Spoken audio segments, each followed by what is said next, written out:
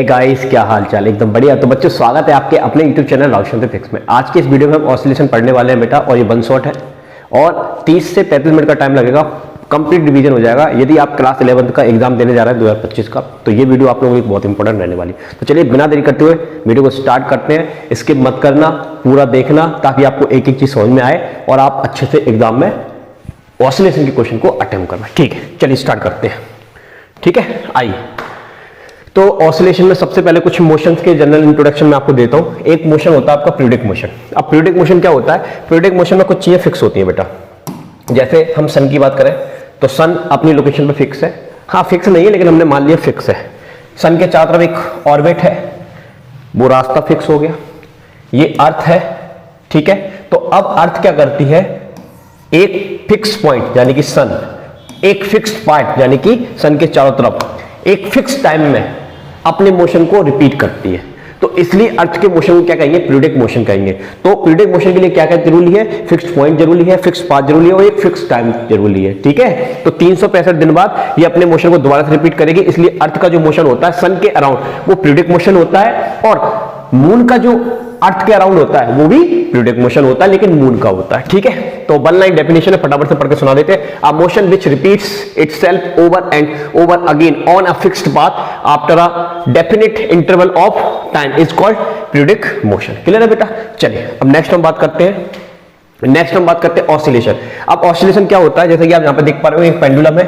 ये पेंडुलम की एक इक्विलिब्रियम की पॉइंट है या इक्विलिब्रियम पोजीशन है, मीन पोजीशन है। अब इक्विलिब्रियम पोजीशन से इसको थोड़ा सा हम डिस्प्लेस कर देंगे, मैक्सिमा, जो भी मैक्सिमा हमको डिसाइड करना है। ठीक है, और हम इसको छोड़ देंगे। तो हम क्या देखते हैं कि ये मीन पोजीशन के about to and fro motion start कर देता है। पहले इधर जाता है, फिर वापस आता है, पहले इधर जाएगा, फिर वापस आएगा, फिर इधर जाएगा, फिर वापस आएगा, फिर इधर जाएगा, फिर वापस आएगा। तो एक फिक्स पॉइंट के about to and fro motion जो है उसको हम बोलते हैं oscillatory motion.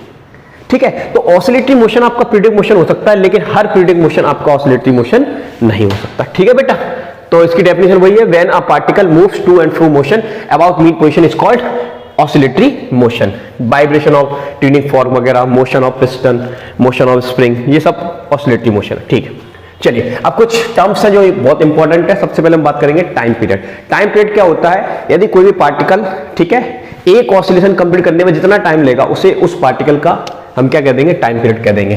The time taken by a vibration body a complete one vibration is called its time period. इसको टी से डिनोट करते हैं, इसका यूनिट क्या होता है?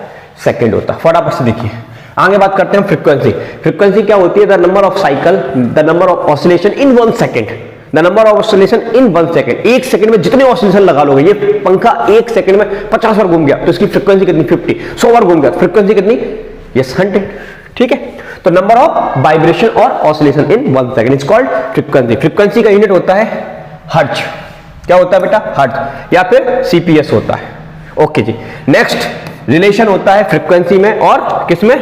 यस, टाइम में। तो आप यहां पर देख सकते हैं, एक चीज मैं आपको बताता हूं, number of oscillation in T second.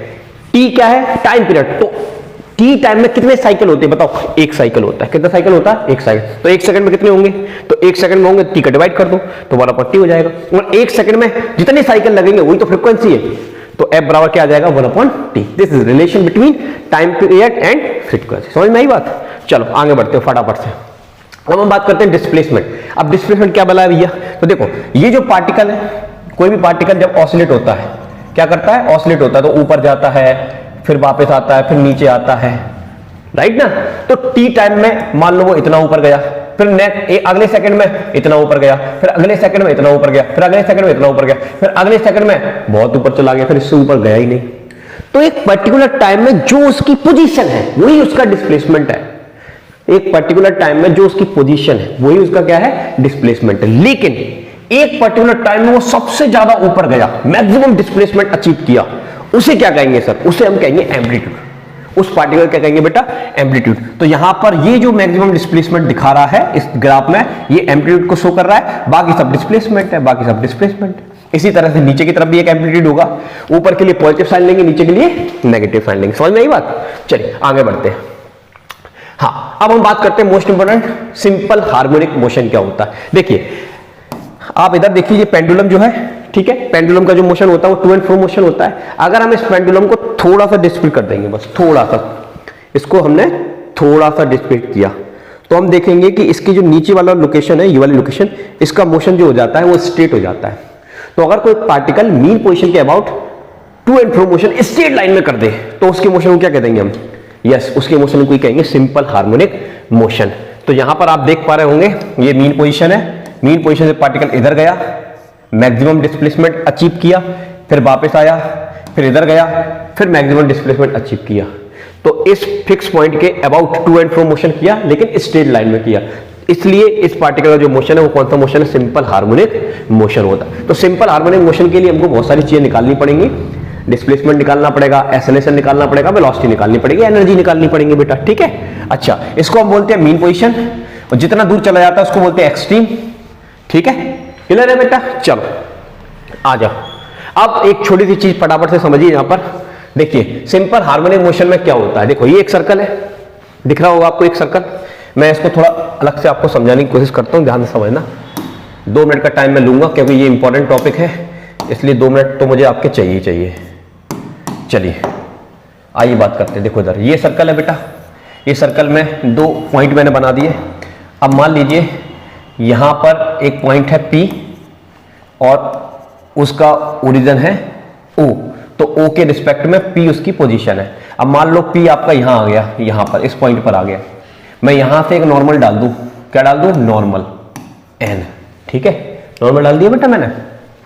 तो अब क्या होगा, सुनना जरा ध्यान से, ये P के रिस्पेक्ट में ये मैंने नॉर्मल डाला। जब आपका P यहां पर था तो आपका नॉर्मल कहां था? यस, यहां पर था, O पर।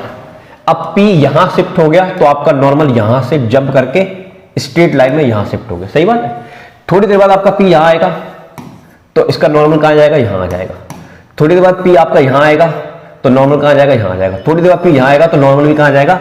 उसी लोकेशन पर आ जाएगा, ठीक है भैया। थोड़ी देर बाद P आपका यहां आएगा तो नॉर्मल यहां आएगा। दूसरा कलर लेते हैं समझाने के लिए। थोड़ी देर बाद P आपका यहां आएगा तो नॉर्मल यहां आएगा। थोड़ी देर बाद P यहां आएगा, नॉर्मल यहां आएगा। थोड़ी देर बाद P यहां आएगा, नॉर्मल यहां आएगा। थोड़ी देर बाद P यहां आएगा, नॉर्मल यहां आएगा। उसके बाद P नीचे जाएगा, नॉर्मल यहां आएगा, नीचे जाएगा, P यहां आएगा, नॉर्मल यहां आएगा, P यहां आएगा, नॉर्मल यहां आएगा। तो आप क्या देख रहे हैं? आपका P ने एक साइकिल कंप्लीट किया तो आपके N ने भी इस मीन पोजीशन के या सेंटर के अबाउट ऊपर और नीचे जाकर वापस उसी लोकेशन पर आकर एक साइकिल कंप्लीट कर लिया।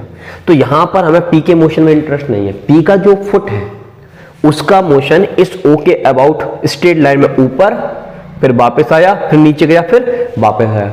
तो जो फुट का जो मोशन है वो आपका सिंपल हार्मोनिक मोशन है। कौन सा मोशन है बेटा? Simple harmonic motion. अब इस सिंपल हार्मोनिक मोशन में कुछ चीजें आपको याद रखनी है बेटा, मैं आपको बता देता हूं, फटाफट से देखिए। आइए इधर कंसेप्ट ऑफ फेज। देखिए कंसेप्ट ऑफ फेज क्या है? कंसेप्ट ऑफ फेज को हम एंगल या फिर टाइम में हम डिफाइन करेंगे। तो देखिए यहां पर आपके सामने एक सर्कल बना हुआ है बेटा, ये इसकी मीन पोजीशन है, ये इसकी एक्सट्रीम पोजीशन है, ठीक है। तो मीन पोजीशन पर हम एंगल मानते हैं 0 डिग्री। 0 से फिर हम 90 कदम चलेंगे तो 90 डिग्री, फिर 90 और चलेंगे तो 180 डिग्री, 90 और ऐड कर देंगे तो 270 डिग्री, 90 और ऐड कर देंगे तो 360 डिग्री।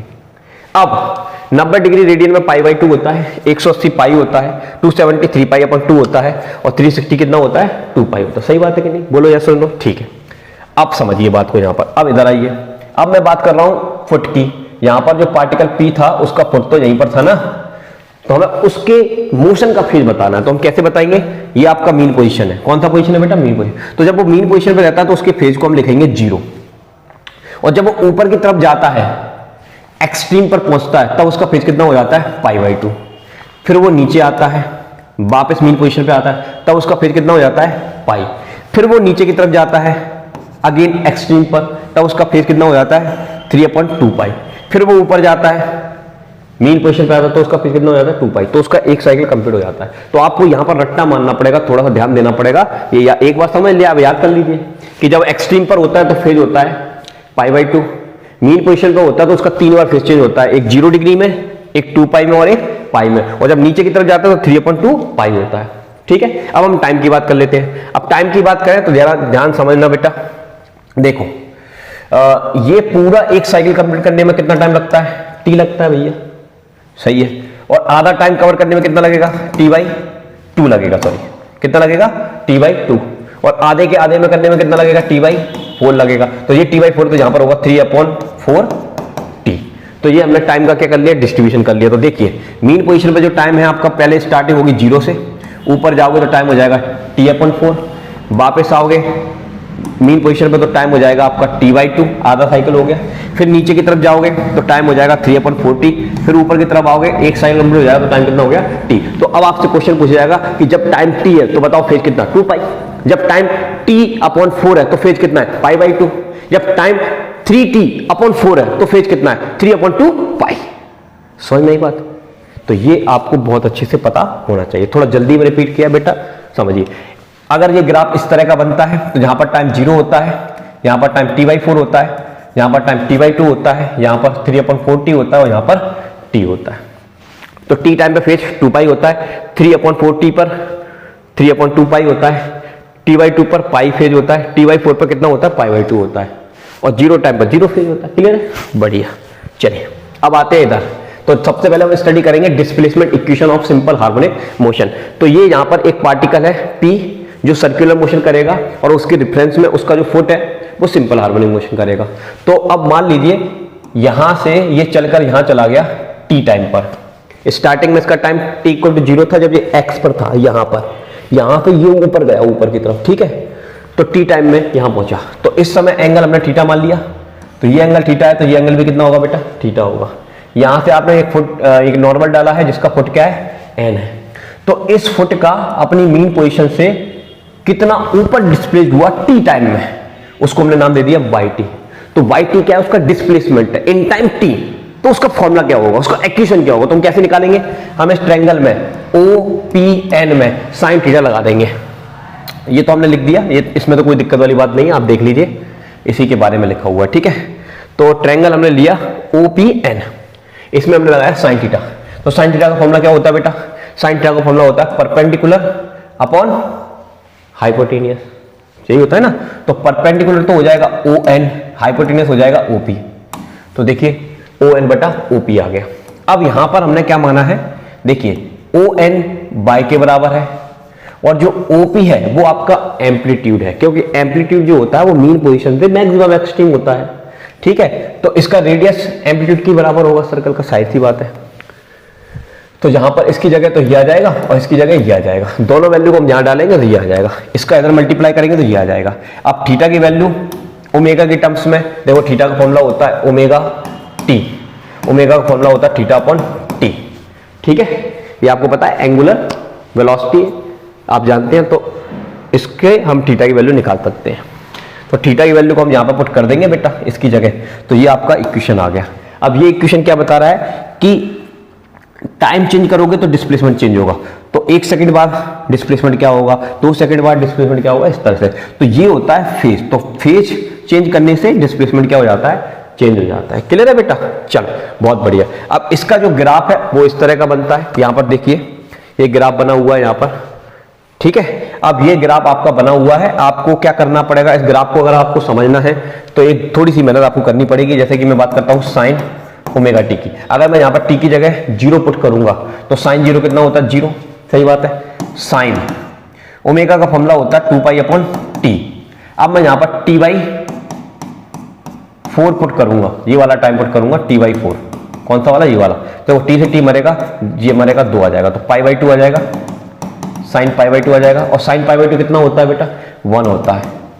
तो एक पॉइंट हमको यहां मिलेगा, एक पॉइंट हमको यहां मिलेगा, सही बात है कि नहीं, बोलो या सुनो, वेरी गुड। अब हम रखेंगे बेटा साइन ओमेगा की जगह रखेंगे 2π/t और टाइम रखेंगे t/2। तो t से t मरेगा, 2 से 2 करेगा, साइन पाई। साइन पाई की वैल्यू कितनी होती है, 0। तो आपको एक पॉइंट यहां मिलेगा, इसी तरह से एक पॉइंट यहां मिलेगा, इसी तरह से एक पॉइंट यहां मिलेगा। अब इन सारे पॉइंटों को मिलाएंगे तो आपको एक ट्रायंगल दिखेगा इस तरह से, जो कि गलत बात है। क्यों गलत बात है, क्योंकि आप डायरेक्ट या तो 90 डिग्री ले रहे हो या 180 डिग्री ले रहे हो या 270 ले रहे हो, आपने 30 डिग्री 20 डिग्री तो नहीं लिया, सही बात है कि नहीं, बोलो। तो इसलिए ये जो ग्राफ होता है बेटा वो साइनोसाइडल कर्व होता है, इस तरह का स्मूथ ग्राफ होता है, ठीक है। तो ये याद रखिएगा, क्लियर है बेटा। चलो हाँ, इसके बाद हम आते हैं, आपको इधर लेकर आते हैं क्वेश्चन। अभी इसमें नहीं कर पाएंगे क्योंकि ये रिवीजन है, तो हम डायरेक्ट इस पर काम करेंगे। देखिए अब हम नेक्स्ट डेरिवेशन की बात करते हैं, velocity of a particle executing simple harmonic motion. तो सिंपल हार्मोनिक मोशन के लिए वेलोसिटी निकालना है, तो वेलोसिटी का फॉर्मूला होता है change in displacement with respect to time, मतलब डिस्प्लेसमेंट का डिफरेंशिएशन। तो डिस्प्लेसमेंट का फॉर्मूला अभी हमने निकाला था, क्या होता है ए साइन ओमेगा टी। तो उसको हम यहां पर पुट करेंगे वेलोसिटी के फॉर्मूले में। ए कांस्टेंट है, बाहर आ जाएगा, अंदर बचेगा साइन ओमेगा टी। सही बात है। अब साइन 2x का फॉर्मूला होता है 2 cos 2x, ये फॉर्मूला है। तो यहां पर साइन ओमेगा टी का क्या होगा, omega cos omega T. Very good, तो ये आ जाएगा। तो ये वेलोसिटी का एक फॉर्मूला आ गया, इक्वेशन आ गया। ठीक है, ये टाइम के टर्म्स में आएगा, टाइम डालते जाएगा, वेलोसिटी निकालते जाएगा। अगर मान लो तुम्हें डिस्प्लेसमेंट के टर्म्स में वैल्यू निकालनी है, तो फिर आपको क्या करना पड़ेगा, कॉस का फॉर्मूला यूज करना पड़ेगा। कॉस का फॉर्मूला होता है 1 माइनस साइन स्क्वायर थीटा। तो जहां पर रखेंगे तो यहां आ जाएगा 1 माइनस साइन स्क्वायर थीटा। अब आपने अभी फॉर्मूला याद किया था y equal to a sine omega t. यहां से साइन ओमेगा टी की वैल्यू निकालोगे तो y अपॉन ए आएगी। तो साइन ओमेगा टी की वैल्यू यहां पुट करोगे तो आपको मिलेगा y square upon a square. इसका एलसीएम एलसीएम लोगों सॉल्व मोल करोगे तो आपको ये फॉर्मूला मिल जाएगा। ठीक है बेटा, ये फॉर्मूला मिल जाएगा। अगर आपको डिस्प्लेसमेंट गिवन है तो इससे वेलोसिटी निकालो, और टाइम गिवन है तो इससे वेलोसिटी निकालो। अब आपको एक चीज पता है कि एक्सट्रीम पोजीशन पर डिस्प्लेसमेंट होता है 0। तो अगर हम यहां पर 0 पुट करेंगे तो ओमेगा ए आ जाएगा सॉल्व करने पर। और सॉरी गलत बोल दिया मैंने, मीन पोजीशन पर y की वैल्यू 0 होती है तो ए ओमेगा आ जाएगा। देखो यहां पर किया भी है मैंने, कोई खास बात नहीं है। देखो ये y की वैल्यू 0 रखी तो आपको मैक्सिमम वेलोसिटी मिलेगी। तो मैक्सिमम वेलोसिटी का फॉर्मूला क्या हो गया, ए ओमेगा। सही है। Thus the velocity of the particle is maximum when it is mean position। अब एक्सट्रीम पोजीशन पे y किसके बराबर हो जाता है, डिस्प्लेसमेंट एम्पलीट्यूड के बराबर हो जाता है। तो प्लस माइनस होता है, ऊपर के लिए प्लस, नीचे के लिए माइनस। तो इसको अगर अपन उस फॉर्मूले में डालेंगे यहां पर, तो ये ए स्क्वायर कैंसिल हो जाएगा, 0 घट जाएगा। तो 0 का गुणा 0 मतलब 0 में ओमेगा गुणा करो तो 0 ही आएगा। तो मिनिमम वेलोसिटी। तो याद रखना एक्सट्रीम पर वेलोसिटी 0, देखो चल नहीं रहा, छोड़ देंगे पेंडुलम को, ये भागा भागा भागा भागा मैक्सिमम वेलोसिटी। फिर आ गया इनर्शिया, फिर इनर्शिया के कारण ये भागा भागा भागा भागा, वेलोसिटी डिक्रीज हो गई। फिर यहां पहुंच गया वेलोसिटी 0, फिर वापस आया भागा भागा भागा भागा मैक्सिमम वेलोसिटी, फिर इधर गया। तो ऐसे ऐसे ये स्टार्ट कर देता है। ठीक है बेटा, चलो ओके जी। इसका ग्राफ की अगर हम बात करें बेटा, तो ग्राफ बनाने के लिए आपको वही फॉर्मूला यूज करना पड़ेगा। कौन सा वाला, ये वाला फॉर्मूला यूज करना पड़ेगा, ये वाला। ठीक है, इसमें आप ओमेगा की वैल्यू और टी की वैल्यू पुट करते जाओगे तो आपको ऐसा ग्राफ मिल जाएगा। तो अभी डिटेल में जाना एक्सप्लेन नहीं कर पाएंगे, रिवीजन वीडियो है, तो आप इसका ग्राफ याद रख लीजिए। इस तरह से ये किसका ग्राफ होता है, यस वेलोसिटी का सिंपल हार्मोनिक मोशन के लिए ग्राफ होता है।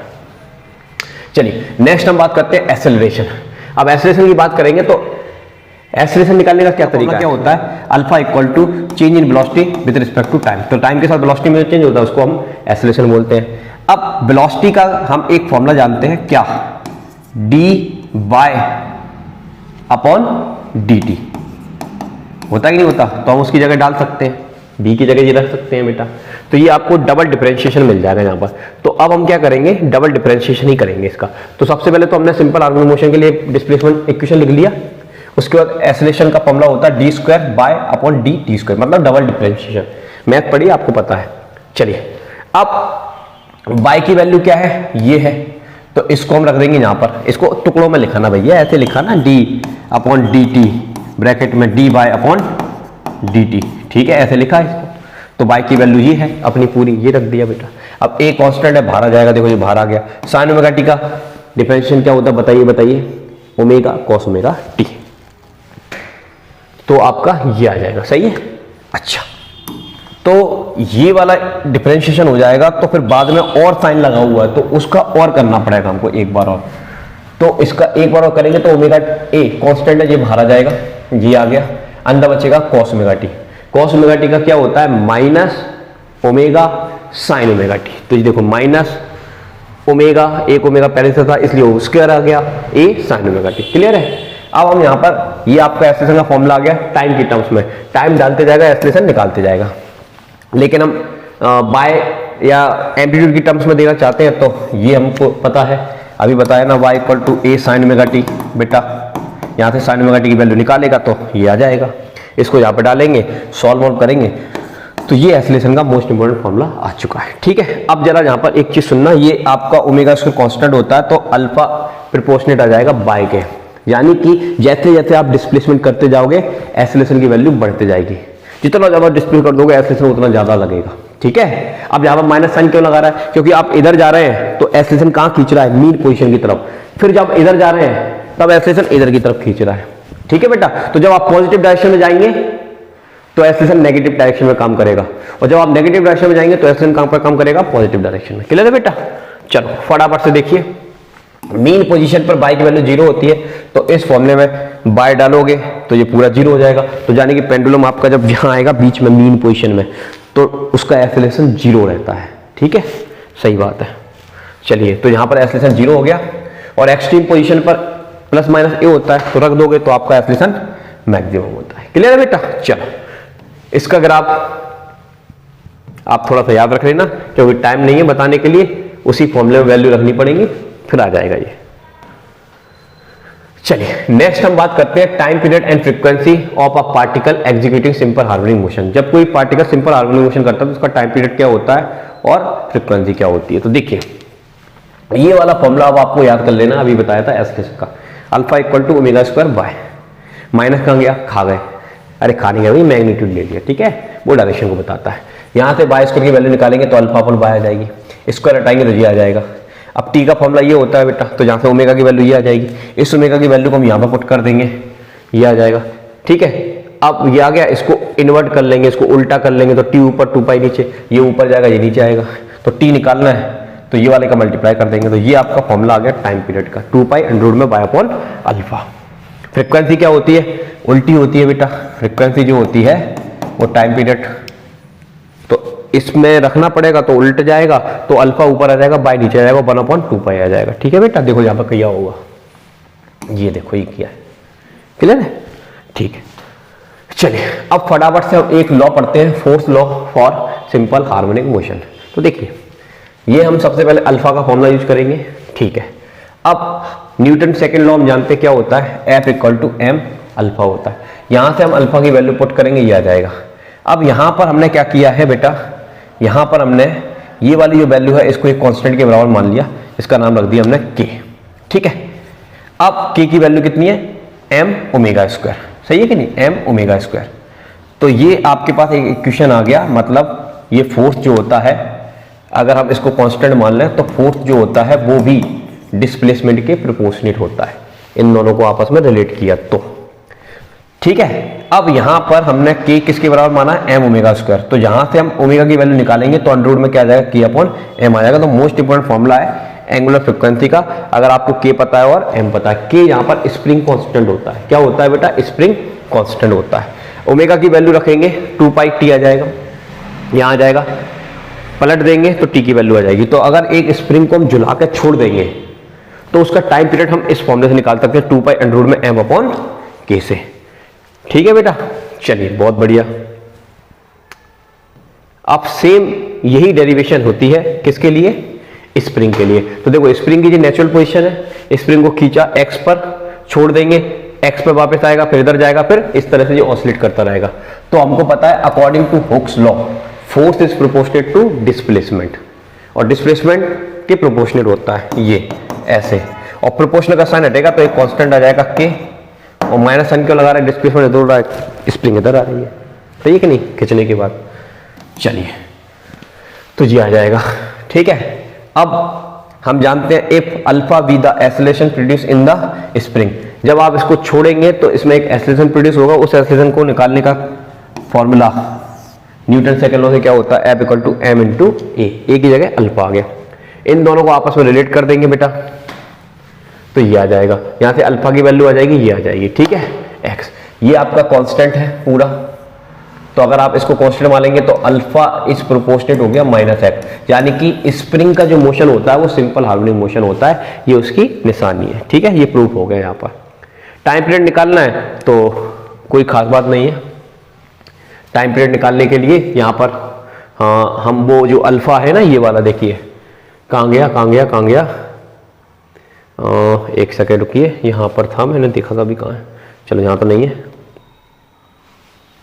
चलो, तो टाइम पीरियड निकालने के लिए सबसे पहले हम अल्फा का फॉर्मूला यूज करेंगे, alpha equal to omega square x. यहाँ से ओमेगा की वैल्यू निकालेंगे और स्क्वायर हटाएंगे, ये आ जाएगा।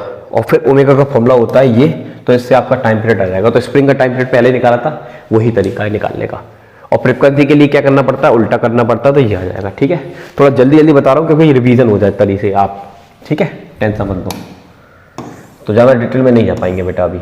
ओके, अब हम बात करते हैं फटाफट से एक्सप्रेशन फॉर काइनेटिक एनर्जी। तो जब सिंपल पेंडुलम मोशन कर रहा होता है तो उसके बाद काइनेटिक एनर्जी होती है। तो काइनेटिक एनर्जी हम कैसे निकालेंगे बेटा, तो देखिए काइनेटिक एनर्जी का फॉर्मूला क्या होता है, हाफ एम वी स्क्वायर। और वेलोसिटी का फॉर्मूला आपको याद करना पड़ेगा, या फिर आप डेरिवेशन करके निकाल भी सकते हैं। अभी निकाल के दिखाया था वही है। इसको यहाँ पर पुट कर दोगे तो आपको काइनेटिक एनर्जी मिल जाएगी। अब ओमेगा का फॉर्मूला रखोगे तो ये होता है, तो इसकी जगह आ जाएगा 1 minus sine square omega T आ जाएगा बेटा। ठीक है, अब साइन स्क्वायर ओमेगा टी किसके बराबर होता है, तो sir y equal to a sine omega t होता है। तो यहां से साइन ओमेगा टी की वैल्यू आएगी बाय अपॉन ए, इसको हम यहां पर पुट कर देंगे तो ये आपको ऐसा दिखेगा। इसका एलसीएम लेंगे तो ये आपका काइनेटिक एनर्जी का फॉर्मूला आ गया कि जब पेंडुलम ऑसिलेटरी मोशन करता है, सिंपल हार्मोनिक मोशन करता है, तो उसके बाद काइनेटिक एनर्जी कितनी होती है, इतनी होती है। मीन पोजीशन में बाई की वैल्यू 0 होती है तो मैक्सिमम काइनेटिक एनर्जी, और एक्सट्रीम पोजीशन पर बाई की वैल्यू ए के बराबर होती है तो मिनिमम काइनेटिक एनर्जी आ जाए। ठीक है, चलिए अब इसका हम ग्राफ बना सकते हैं। तो देखो मीन पोजीशन पर मैक्सिमम काइनेटिक एनर्जी होती है, एक्सट्रीम पोजीशन पर मिनिमम होती है। इसी तरह से इधर भी जाएंगे तो मिनिमम होगी। तो हम क्या करेंगे, इन सब पॉइंट को ऐसे मिला देंगे, क्योंकि साइनोसॉइडल कर्व बनता है तो यहां पर स्मूथ कर्व मिलेगा। तो ये किसको शो कर रहा है, काइनेटिक एनर्जी को शो कर रहा है इस फिगर में। अब हम निकालते हैं एक्सप्रेशन पोटेंशियल एनर्जी। उसकी पोजीशन भी तो चेंज हो रही है ना बेटा, तो पोजीशन के कारण कौन सी एनर्जी होती है, पोटेंशियल होती है। तो उसको निकालने के लिए सबसे पहले हम क्या करेंगे, फॉर्मूला यूज करेंगे alpha equal to minus omega square y. ठीक है, फिर हम फोर्स का फॉर्मूला लगाएंगे मास इनटू एक्सेलरेशन, क्योंकि कोई भी एनर्जी निकालने के लिए आपको वर्क डन निकालना होता है। वर्क डन का फॉर्मूला होता है फोर्स इनटू डिस्प्लेसमेंट, इसलिए हमने फोर्स का फॉर्मूला यूज किया। फोर्स से पहले एक्सेलरेशन यूज किया इसलिए ताकि फोर्स के फॉर्मूले में हम अल्फा की वैल्यू को रख दें। ठीक है, तो पहले हमने अल्फा की वैल्यू लिख दी और फिर फोर्स का फॉर्मूला लगाया मास इनटू एक्सेलरेशन। चलिए, तो अब वहां पर उसकी वैल्यू रख देंगे अल्फा की, तो ये आपका फोर्स आ गया। क्योंकि अगर ये जो पेंडुलम है ऐसे ऊपर जा रहा है तो इसका एक जैसा डिस्प्लेसमेंट नहीं है, अलग अलग डिस्प्लेसमेंट हो रहा है। ठीक है, तो हम छोटा सा डिस्प्लेसमेंट मान लेते हैं डी वाई, और डी वाई के लिए हम छोटा सा वर्क निकालेंगे फोर्स इनटू डिस्प्लेसमेंट। फोर्स की वैल्यू ये रखी है, इसको यहां पर पुट करेंगे और टोटल निकालने के लिए इंटीग्रेशन कर देंगे 0 डिस्प्लेसमेंट से y तक। तो ये हमने इसका क्या कर दिया, इंटीग्रेशन। f की वैल्यू वही रखी है, यहां पर रख दी हमने, ये रखी है। m ओमेगा स्क्वायर कांस्टेंट है, बाहर आ जाएगा, अंदर बचेगा y। कुछ नहीं है तो y की पावर हम 1 मान लेंगे। अब इंटीग्रेशन का एक फॉर्मूला हम जानते हैं, x की पावर n का फॉर्मूला क्या होता है, x की पावर n+1 अपॉन n+1। तो यहां पर हम फॉर्मूला लगाएंगे ये वाला, तो ये आ जाएगा। फिर y को y के स्थान पर रखेंगे अपर लिमिट, फिर माइनस लगाएंगे, फिर y के स्थान पर 0 रखेंगे, तो ये आ जाएगा। सॉल्व करेंगे तो आपका ये आ जाएगा बेटा, ये वर्क डन आ गया। और इसी वर्क डन को बोलते हैं पोटेंशियल एनर्जी। तो पोटेंशियल एनर्जी W हटा के जहां पर U लिख देंगे, तो पोटेंशियल एनर्जी का फॉर्मूला आ गया half m omega square bye square. अब एक्सट्रीम पर y इक्वल टू 0 होता है, 0 चिपका हुआ पोटेंशियल एनर्जी 0 होगी। जब पेंडुलम यहां खड़ा है तो पोजीशन है ही नहीं, मीन पोजीशन पर ही है, तो पोजीशन के कारण पोटेंशियल नहीं होती, और पोजीशन ही चेंज नहीं हो रही तो पोटेंशियल एनर्जी कितनी, 0। और जब एक्सट्रीम पर चला जाएगा तो मैक्सिमम हो जाएगी। देखो एक्सट्रीम पर मैक्सिमम हो गई, बाई की जगह ए रख देंगे। ग्राफ में हमको पता है मीन पोजीशन में पोटेंशियल एनर्जी 0 होती है, एक्सट्रीम पर मैक्सिमम होती है, चाहे इधर हो चाहे इधर हो, तो ग्राफ बन जाएगा ऐसा। अब हम टोटल निकालेंगे, तो टोटल कैसे निकालेंगे, तो टोटल के लिए काइनेटिक प्लस पोटेंशियल जोड़ देंगे, तो ये काइनेटिक फॉर्मूला, ये पोटेंशियल का फॉर्मूला। इसको इसमें गुणा करेंगे तो ये आएगा, इसमें करेंगे तो ये आएगा, ये वाली टर्म कैंसिल हो जाएगी, ये बचेगी। ठीक है, तो ये आ गई आपकी टोटल एनर्जी। तो टोटल एनर्जी देखिए, तो ये वाला ग्राफ हमने एक साथ बनाया, ये किसका ग्राफ है, काइनेटिक एनर्जी का, ये ग्राफ किसका है, पोटेंशियल एनर्जी का। तो किसी भी सिचुएशन पर टोटल एनर्जी हमेशा कंजर्व रहती है, तो इसलिए इसके लिए क्या मिल जाएगी आपको, स्ट्रेट लाइन मिल जाएगी। ठीक है, तो ये ग्राफ बहुत इंपॉर्टेंट है, एग्जाम में पूछा जाता है। पानी पी लेते हैं थोड़ा सा।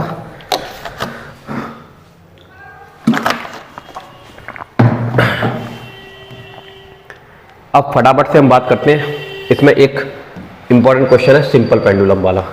तो देखिए सिंपल पेंडुलम का एक क्वेश्चन है, उसका हमको टाइम पीरियड निकालना है। तो देखिए ये एक सिंपल पेंडुलम है, इसका जो वेट है वो वर्टिकली डाउनवर्ड काम करेगा mg, टेंशन का फोर्स ऊपर की तरफ लगेगा। जब हम इसको थोड़ा सा डिस्प्लेस कर देंगे थीटा एंगल पर, तो टेंशन ऊपर की तरफ काम करेगा, वेट नीचे की तरफ भी काम करेगा mg।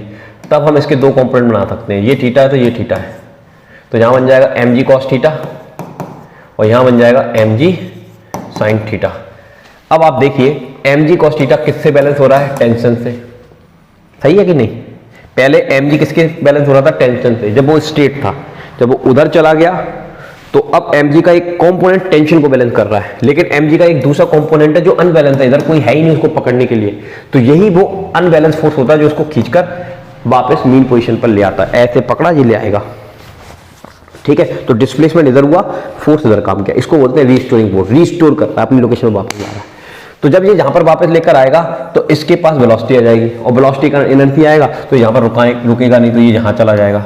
तो यहां पर जाएगा अगेन फिर से mg का एक कंपोनेंट cos थीटा, और इधर आ जाएगा sin थीटा, फिर से sin थीटा इधर इसको खींच के लाएगा, और इस तरह से ये ऑसिलेट होना स्टार्ट हो जाएगा, ठीक है बेटा। तो अब इसकी डेरिवेशन करने का एक छोटा सा तरीका आपको बता देते हैं। रीस्टोरिंग फोर्स का फॉर्मूला क्या होगा? mg sin थीटा, जो अनबैलेंस फोर्स था, माइनस साइन क्यों लगाया? क्योंकि डिस्प्लेसमेंट इधर है, इधर आ रहा है, वो फोर्स इधर काम कर रहा है अपोजिट डायरेक्शन, इसलिए। अब ये जो एंगल होता है वो थोड़ा सा ही हम इसको डिस्प्लेस करते हैं, थोड़ा सा, तो साइन थीटा को हम थीटा मान लेंगे, वेरी स्मॉल एंगल के लिए थीटा रख देंगे इसकी जगह, ये आ जाएगा। ओके जी। अब एंगल का फॉर्मूला होता है आर्क अपॉन रेडियस। तो आप इसमें डायग्राम में देखेंगे कहाँ है, ये आपका आर्क हो गया बाय और रेडियस हो गई एल, ठीक है। तो अब हम आते हैं डायरेक्ट फटाफट से यहां पर, तो ये बाय अपॉन एल आ जाएगा। ये बाय अपॉन एल की वैल्यू को थीटा के स्थान पर रखना है, यहां पर रखना है, ठीक है।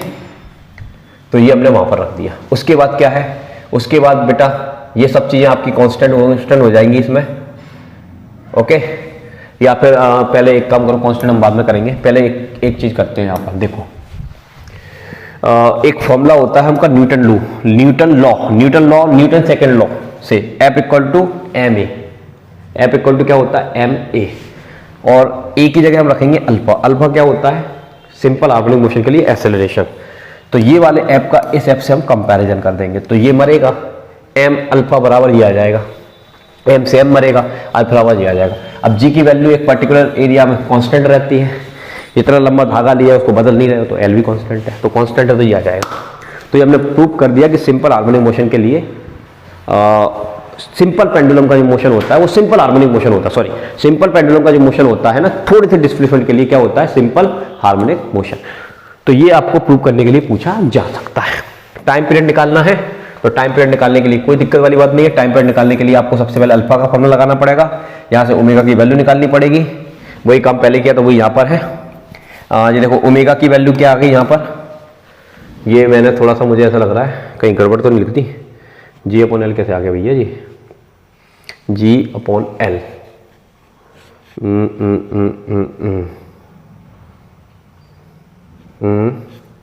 अच्छा इक्वेशन 4 से कुछ किया है। इक्वेशन 4 कहाँ है भैया अपनी? ये है इक्वेशन 4। तो इक्वेशन 4 से देखिए, इक्वेशन 4 से देखिए अपन ने क्या किया? जी एल अपॉन जी वाई अपॉन अल्फा, ये किया है। वाई अपॉन एल, अल्फा की जगह क्या रखा? एल अपॉन जी रख दिया।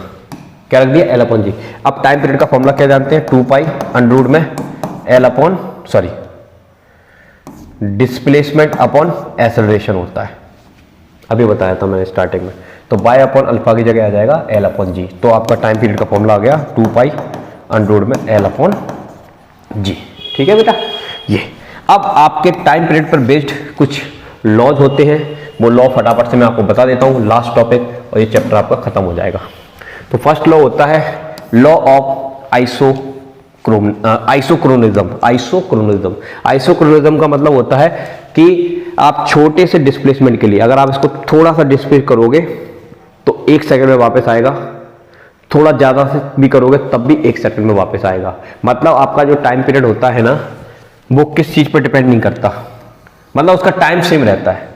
क्या रहता है? Time same. यहां पर लिखा हुआ है if the value L G, जो लेंथ है और जी की वैल्यू अगर इनमें कोई चेंज ना आए ना, तो टाइम पीरियड छोटे ऑसिलेशन के लिए या फिर थोड़े से बड़े ऑसिलेशन के लिए हमेशा कैसा रहेगा? कांस्टेंट। लेकिन बहुत ज्यादा बड़ा ऑसिलेशन कर दोगे 30 डिग्री 20 डिग्री तो नहीं रहेगा। देखो 1 डिग्री से छोड़ा वापस आया 1 सेकंड लगा, 2 डिग्री से छोड़ा वापस आया तब भी कितना लगेगा? 1 सेकंड। तो टाइम फिक्स होता है छोटे एम्पलीट्यूड के लिए, ये बात ध्यान रखना। दूसरा लेंथ का लॉ है। टाइम जो होता है वो लेंथ के क्या होता है? यस, स्क्वायर के डायरेक्टली प्रोपोर्शनल होता है। अगर आप लेंथ बढ़ा दोगे तो टाइम पीरियड क्या हो जाएगा? बढ़ जाएगा, और लेंथ कम कर दोगे तो टाइम पीरियड क्या हो जाएगा? कम हो जाएगा। ठीक है, अब हम बात करते हैं किसके लिए? Law of acceleration. जी की वैल्यू बढ़ा दोगे तो टाइम कम हो जाएगा, और जी की वैल्यू कम कर दोगे तो टाइम की वैल्यू क्या हो जाएगी? बढ़ जाएगी। ठीक है बेटा, तो ये इसकी कुछ लॉज है। ये रैपिड रिवीजन हो गया आपका वन शॉट में। ठीक है, ऑसिलेशन का। ओके, कोई दिक्कत है, कोई डाउट है तो प्लीज कमेंट करके जरूर बताइएगा। अगर वीडियो अच्छा लगा तो वीडियो को दिल से लाइक करके चैनल सब्सक्राइब कर लेना। मिलते हैं नेक्स्ट वीडियो के साथ। जय हिंद, जय भारत। Thank you.